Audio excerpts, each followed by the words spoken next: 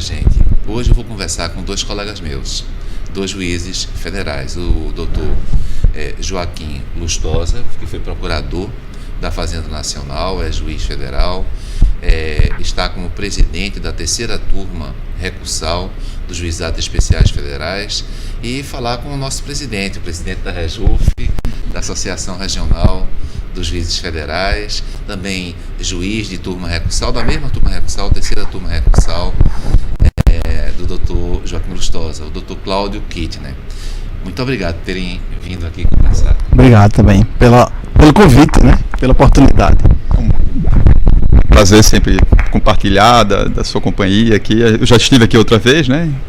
Grande experiência. E aqui nesse momento, hoje eu estou com o doutor Joaquim, nosso ilustre colega aí da terceira turma. Pois bem, a Justiça Federal às vezes é conhecida como uma justiça de casos criminais, elitistas, mas isso para quem não conhece a Justiça Federal.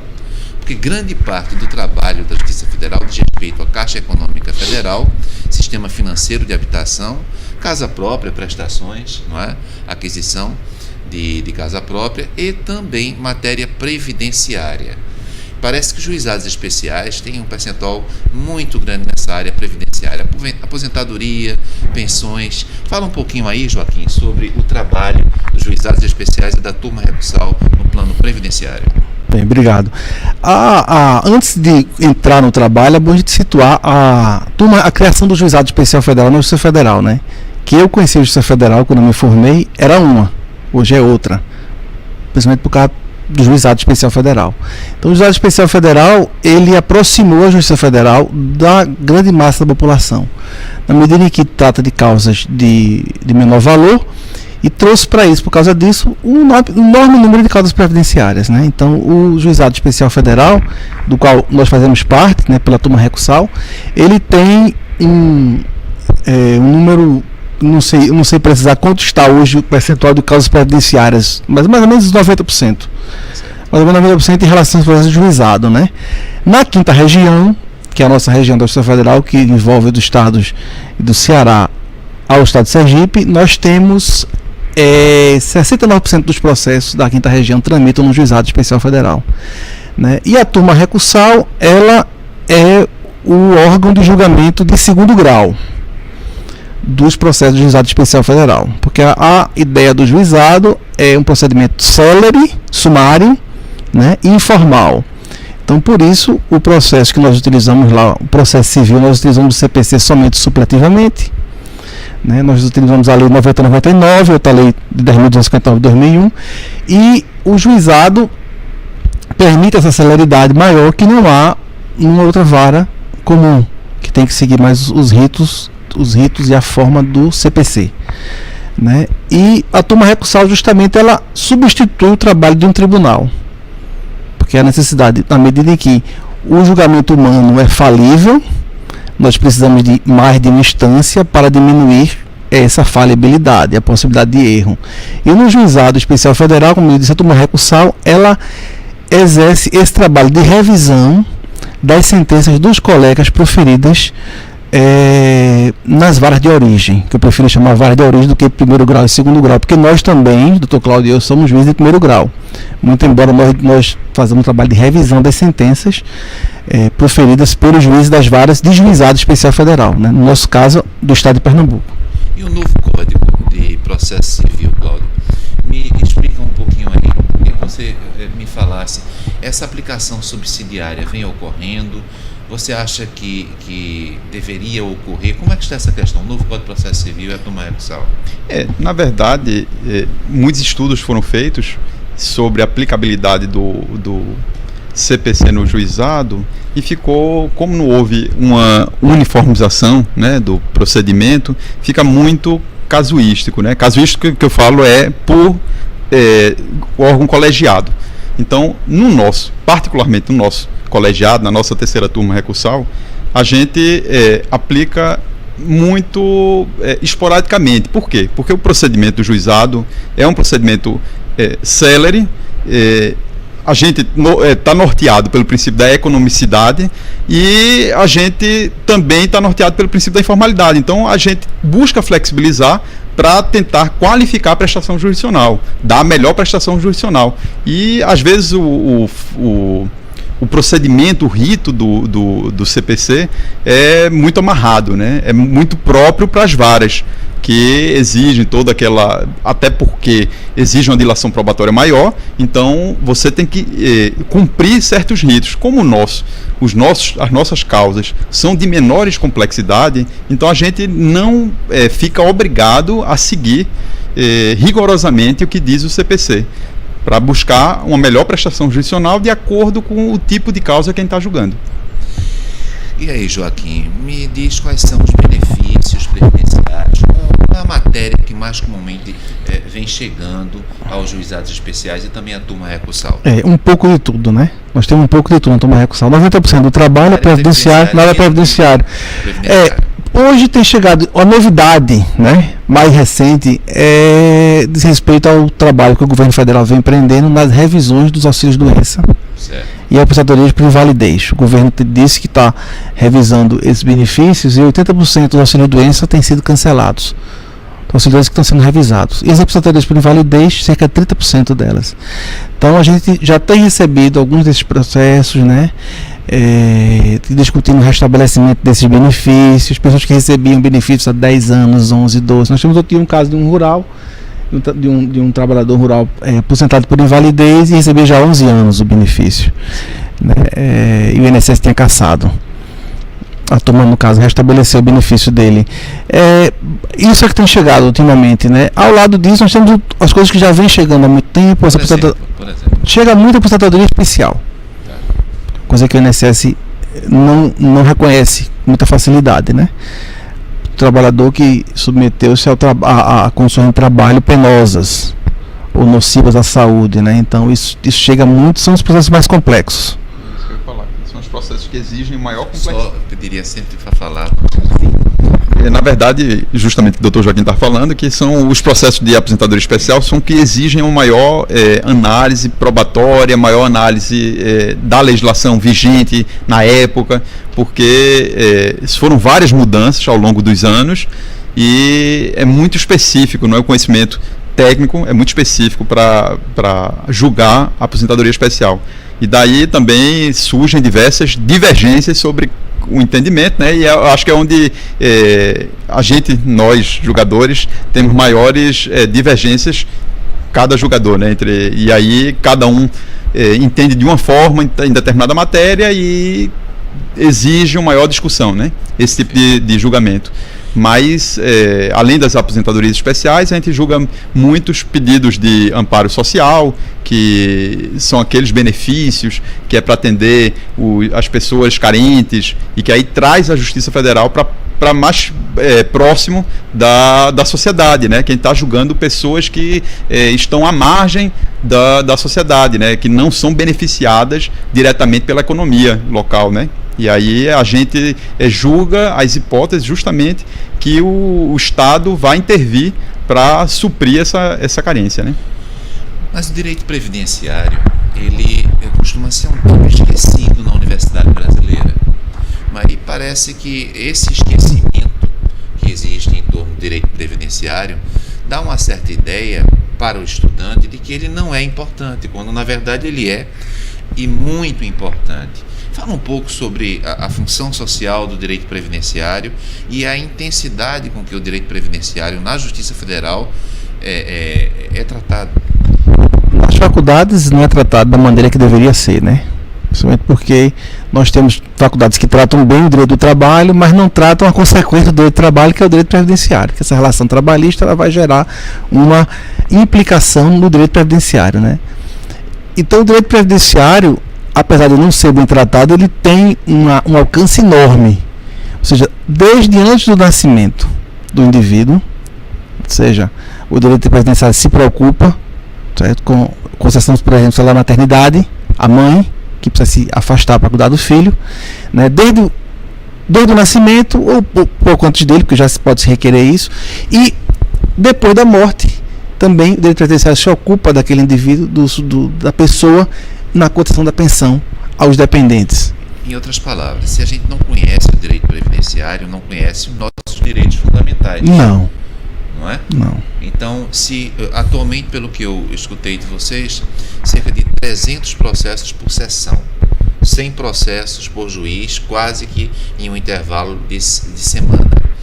Não é? Vocês acham que no momento em que as pessoas conhecerem mais o direito previdenciário, será que isso não implica em um acesso a direitos e um desenvolvimento da dignidade da cidadania que hoje, embora a legislação já nos permita, ainda é subestimado? Sem dúvida, né? Quando a população toma mais conhecimento dos seus direitos, né? Aí a tendência é sempre crescer, né? O Juizado Especial Federal já foi uma porta que abriu muito a Justiça Federal e aproxima a Justiça Federal da população, né? Aqui em Pernambuco tem varas federais no interior do estado que não havia antes, né?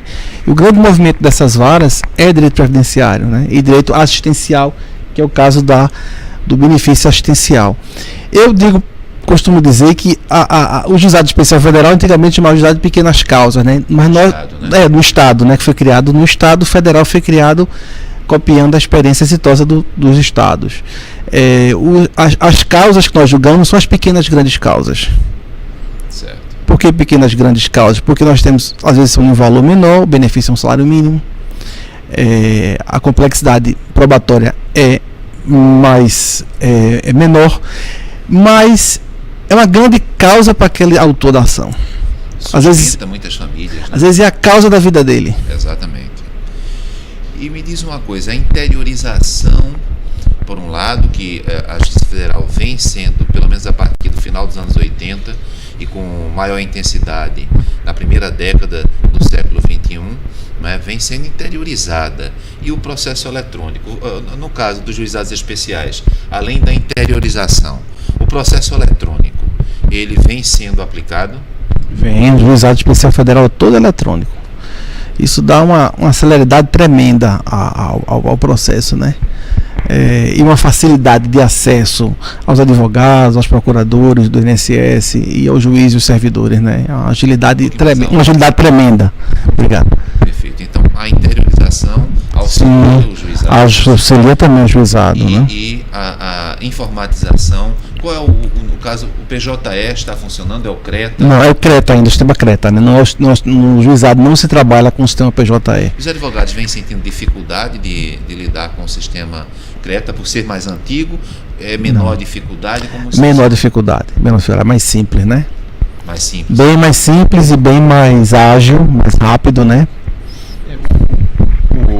A gente que trabalha no dia a dia no CRETA e muitas vezes substituindo em outras varas, também trabalha no PJE, a gente sente muito mais facilidade em atuar com o CRETA, mas o CRETA é um ambiente muito menos seguro para os advogados, para as partes e para o jurisdicionado de uma forma geral, do que o PJE. O PJE realmente eles trabalham com uma série de processos de sigilo, enfim, de criptografia, e a tendência, pelo que eu falo, e para o PJE. Parece que já tem prazo, inclusive. O PJE é mais simples, né? Isso. O PJE é mais simples. Já se fala que talvez até ano que vem já migre os processos do CRETA para o PJE, né? E você, Cláudio, como nosso presidente da associação, me diz uma coisa: direito previdenciário foi uma escolha da REJUF, Associação Regional dos Juízes Federais da 5ª Região, como foi dito, 6 estados, para essa aliança, para esse convênio com a Universidade Católica, de Pernambuco, para o LLM. Me diz uma coisa, por que direito previdenciário?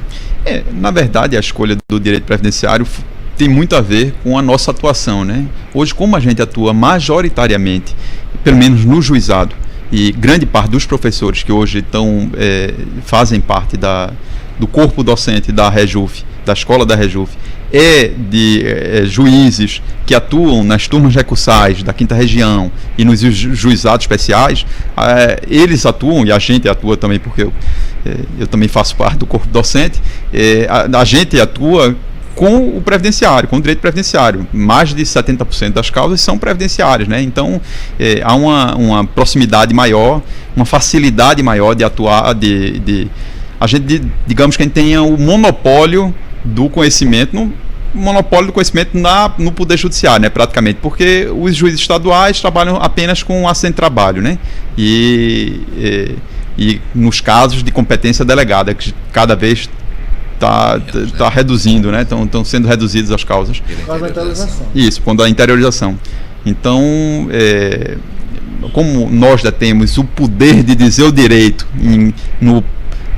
pelo Estado em relação ao direito previdenciário, a gente achou que seria uma boa de compartilhar os conhecimentos que a gente tem, a prática que a gente tem, o dia a dia, e também possibilitar que os operadores do direito pudessem desfrutar desse momento para discutir com os colegas, né, sobre o direito previdenciário. Ou seja, aquela pessoa que pretende ser juiz federal, juíza federal, precisa conhecer direito previdenciário, e a universidade não costuma permitir esse conhecimento. Esse raciocínio pode ser compatível. Procede. Você que quer ser juiz federal, você que quer ser juíza federal, saiba, é preciso conhecer direito previdenciário.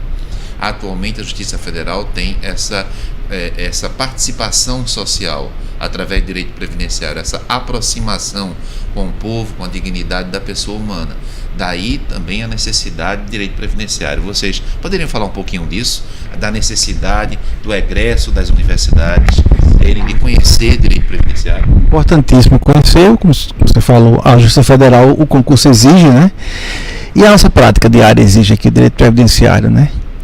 E exige uma coisa que estão se ensinando na faculdade, aí é a sensibilidade social que tem que ter aquela causa, né? Isso é uma coisa que no direito previdenciário você tem que ter em mente.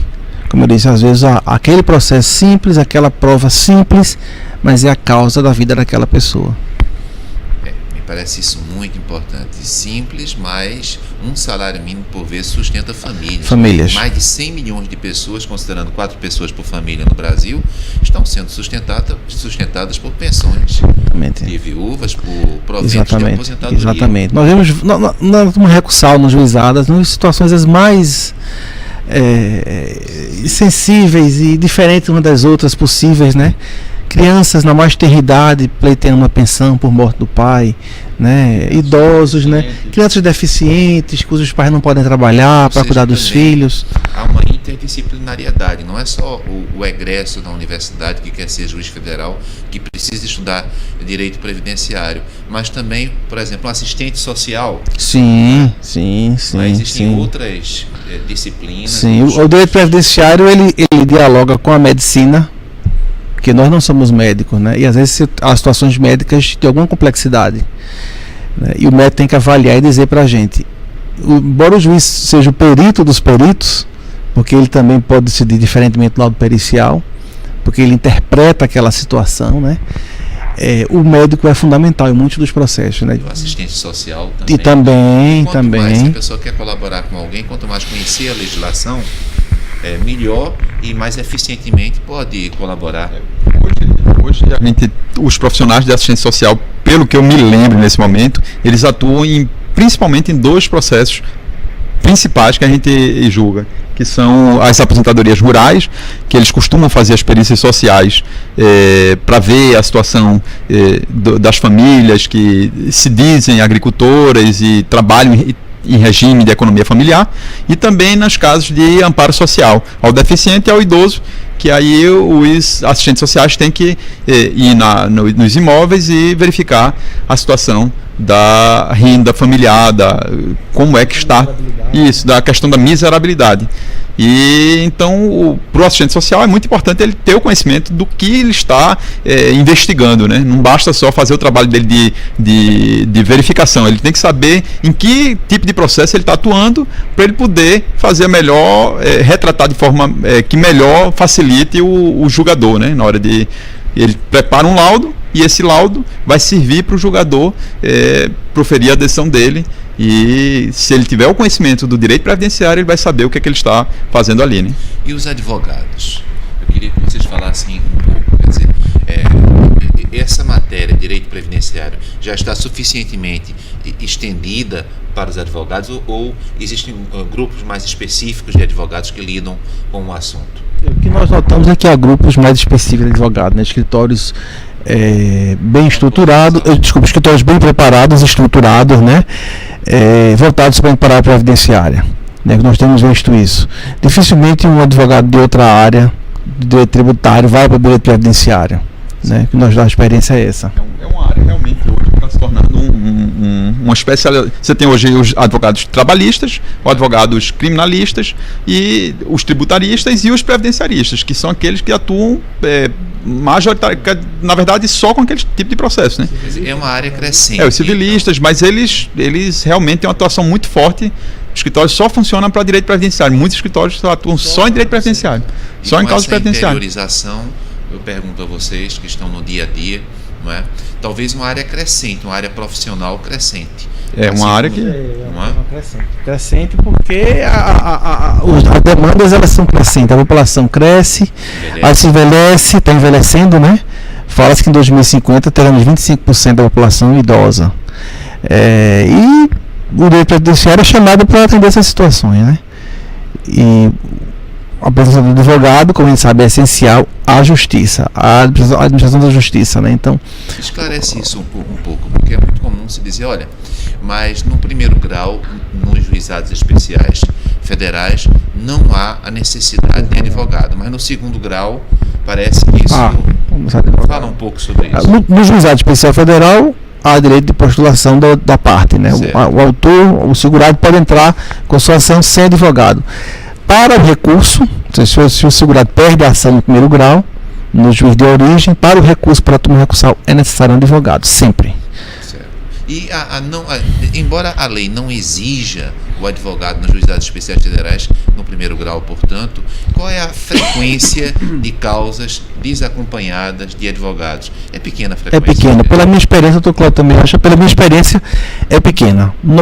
Acho menos de 2, 3% dos processos não tem advogado, né? A maioria tem advogado.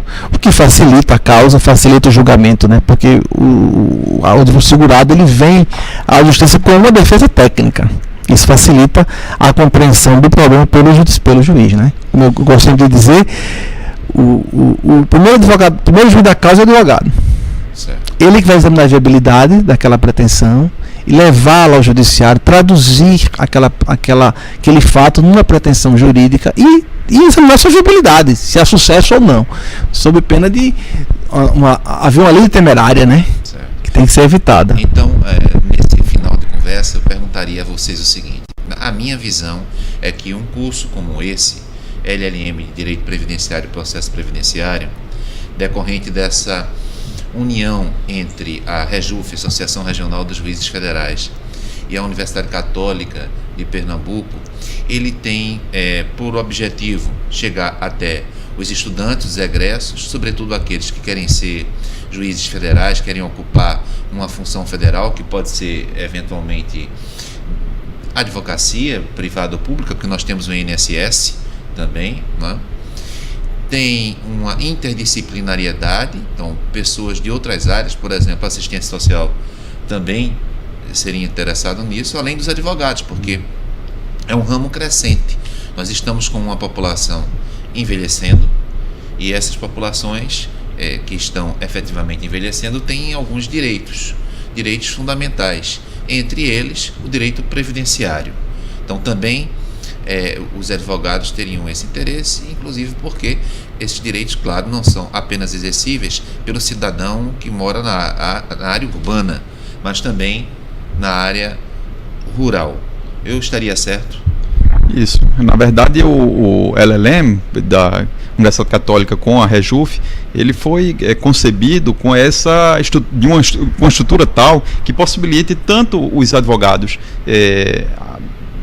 terem a oportunidade de ter esse contato com o juiz e ver como é que os juízes estão julgando, dialogar com o julgador, e também ter a oportunidade daqueles que têm interesse em fazer concurso público aprofundar o conhecimento em direito previdenciário, né? Porque vai ser um curso que, ao mesmo tempo que é profundo no sentido técnico, também é prático, porque vai trazer toda a vivência dos juízes com o direito previdenciário nas causas que a gente julga no dia a dia, né? Sim, então fala um pouco, Joaquim, sobre o corpo docente desse curso. O corpo docente está integrado por professores, muitos juízes federais, né, com titulação de 95% serão juízes federais. Na verdade, 95% do corpo docente são juízes federais que foram se candidataram e realmente tiveram interesse em participar desse projeto. Professores, muitas vezes, são professores, já têm experiência acadêmica, ou seja, são titulados, têm doutorado, mestrado, têm uma preparação. Dr. Joaquim mesmo tem anos de ensino, tanto para concurso quanto ele é professor da Universidade Federal de Pernambuco há muitos anos. Então, a gente realmente escolheu a dedo o nosso corpo docente. Certo. Fala um pouquinho sobre o corpo docente. O corpo docente, como o Dr. Cláudio falou, vai trazer principalmente a experiência, né? A teoria.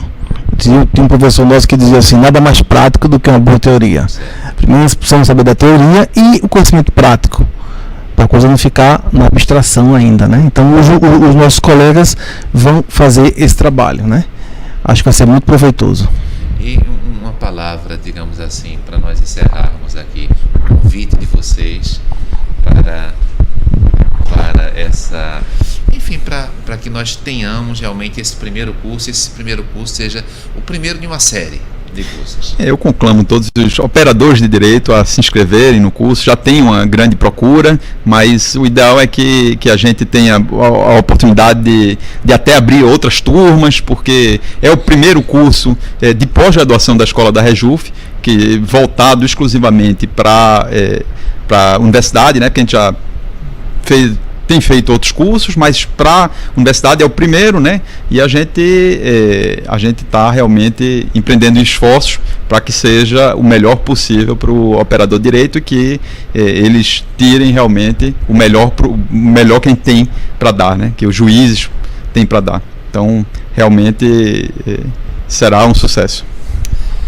Só lembrando, sabe, Joaquim, hoje eu estava na universidade e algumas moças disseram: olha, mas eu percebo que também no corpo docente há juízas federais, professoras que participarão desse curso. Fala um pouco aí das nossas colegas. Amanhã nós teremos aqui uma juíza federal, não é? Doutora Liz, que é uma colega nossa, que atua no Juizado Especial Federal. Ela é uma juíza substituta muito bem conceituada entre os advogados, entre os nossos colegas, e vai fazer parte do nosso corpo docente. E ela também costuma atuar na turma recursal, na terceira turma recursal, como suplente, né? Então ela é uma pessoa que carrega toda uma bagagem de direito previdenciário, é uma grande conhecedora de direito previdenciário. Vai ser uma grande entrevista e ela vai ter muito a enriquecer o curso, né? Contribuir. Fala aí, Joaquim, há pouco havia dito que tem uns filhos, e se eventualmente o filho tivesse encerrado o curso... Eu tenho uma filha que tem estudante de Direito ainda e não terminou o curso justamente é no horário, o curso de Direito é justamente no horário do nosso curso. Certo. Entendeu? Mas seria, aconselharia, ela gostaria muito de fazer, que ela gosta de previdenciário. Certo. Olha, gente, muito obrigado por